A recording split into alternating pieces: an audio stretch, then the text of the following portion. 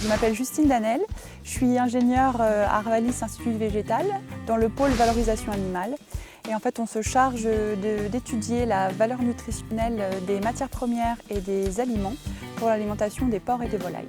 Donc, le maïs est une source d'énergie intéressante pour les porcs et les volailles, comme toutes les céréales. Donc, le maïs se distingue par sa valeur énergétique très élevée et stable au cours des récoltes. Il a une valeur énergétique plus élevée que le blé, même si la teneur en protéines est inférieure. Donc pour les volailles, le maïs a plusieurs intérêts. Tout d'abord, il n'a pas de facteur antinutritionnel.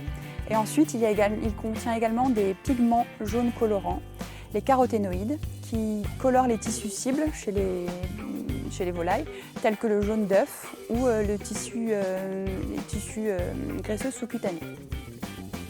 Ensuite, il y a également un intérêt pour les porcs, alors soit utilisé en maïs grain sec, mais il peut également être utilisé sous forme humide, donc soit en maïs grain humide inerté, c'est-à-dire les grains entiers, soit en maïs grain humide ensilé, c'est-à-dire en grains broyés.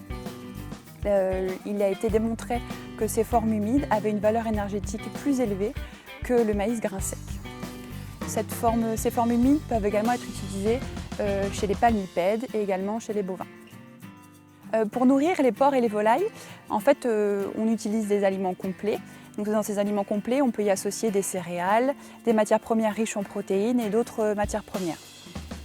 Et en fait, ces aliments sont équilibrés selon des sortes de recettes qui en fait sont appelées des formules. Et les formules sont définies selon la disponibilité des matières premières, les prix, les contraintes liées aux besoins des animaux. Et tous ces paramètres-là vont permettre d'équilibrer au plus juste la formule qui correspond à l'espèce cible.